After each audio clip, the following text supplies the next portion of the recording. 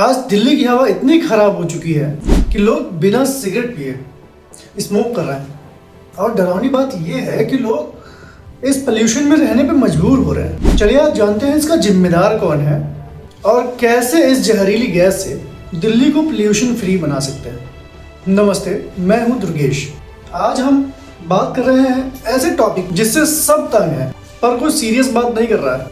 अगर आप दिल्ली में हो तो आपने एक चीज नोटिस की होगी, सुबह का फॉग नहीं होता, वो स्मॉग होता है, यानी धुआं धुंध का मिक्सचर। आज दिल्ली का AQI यानी एयर क्वालिटी इंडेक्स 350 से 450 के बीच है और डॉक्टर्स बोलते हैं कि 200 के ऊपर की हवा डेंजरस होती है। मतलब दिल्ली के लोग डुअल डोज में जहर ब्रीथ कर रहे हैं। चलिए मैं आपको एक एग्जांपल देता हूँ। बीजिंग एक ऐसा शहर जहाँ लोग साल 2024 में बीजिंग का AQI करीब 137 था और इंडिया का 600 से भी ज्यादा। बीजिंग शहर जहाँ लोगों को सांस लेने में दिक्कत होती थी और आज दिल्ली से भी बेहतर सांस ले रहे हैं। लेकिन सवाल ये है, आखिर इन्होंने ऐसा क्या किया जो दिल्ली और अपने इंडिया की गवर्नमेंट नहीं कर पा रही है। सोचने वाली बात है, क्या चाइना ने ट्रेन, प्लेन, कार, मोटरसाइकिल या इंडस्ट्री बंद कर दी? नहीं ना, वहाँ की सभी चीजें और बेहतर हो। पर समझने वाली बात है कि चाइना ने ऐसा क्या कर दिया जो इंडिया वाले आज तक नहीं कर पा रहे। बीजिंग के लोग जब साइकिल का यूज करते थे तब इतना पोल्यूशन नहीं था, तब दिल्ली में भी इतना पोल्यूशन नहीं था, जब इतनी टेक्नोलॉजीज अपने इंडिया में नहीं थी। पर बीजिंग में स्टार्टिंग होती है इंडस्ट्रीज के आने की, कार, बाइक, एक मॉडर्न जमाने की, जहाँ बिल्डिंग्स बन रही थी, नए रोड बन रहे थे, नई गाड़ियां चल रही थी, जिसकी वजह से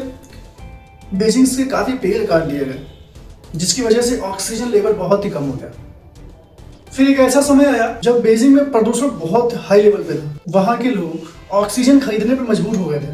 उन्होंने ऑक्सीजन खरीदी, लेकिन बीजिंग के लोगों को ये बात बहुत जल्दी समझ में आ गई कि इस तरीके से हम लोगों का जीवन नहीं चल सकता। कब तक हम ऐसे ही बॉटल्स को खरीदते रहेंगे और अपने बच्चों के लिए भी कब तक हम इस तरीके से काम करते रहेंगे कि हमारा आने वाला फ्यूचर खराब हो जाएगा। लेकिन ये बात समझने में उनको ज़्यादा देर नहीं लगी। चाइना के गवर्नमेंट ने इस पोल्यूशन को एक वॉर की तरह लिया।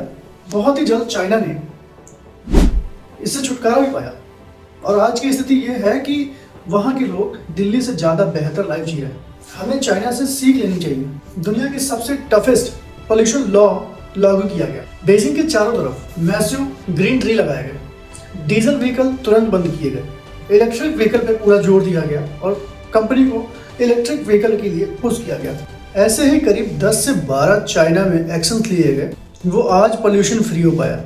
चाइना ने अभी दिल्ली में पोल्यूशन को देखते हुए ये बात कही थी कि हम दिल्ली के पोल्यूशन को ख़त्म कर सकते हैं। ये बात न्यूज़पेपर में भी आया था। लेकिन देखने वाली बात यह है कि अपने इंडियन गवर्नमेंट इस पर क्या एक्शन लेते हैं। इंडियन गवर्नमेंट का जो भी एक्शन होगा वो तो वक्त ही बताएगा। लेकिन आज दिल्ली का ये आलम हो गया है कि वहाँ के लोगों को ठीक से सांस तक नहीं ली जा रही है, आँख में जलन हो रही है। कई वीडियोज़ में तो देखा है कि लोगों को आँखों में दिक्कत हो रही है।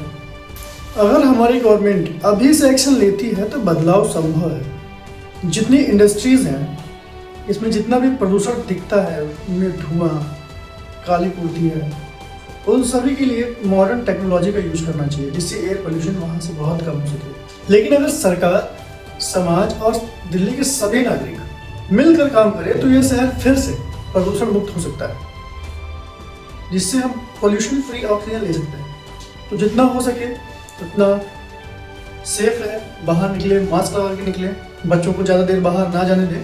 साथ ही अगर आपको मेरी वीडियो अच्छी लगी हो तो प्लीज़ सब्सक्राइब करें और शेयर करें।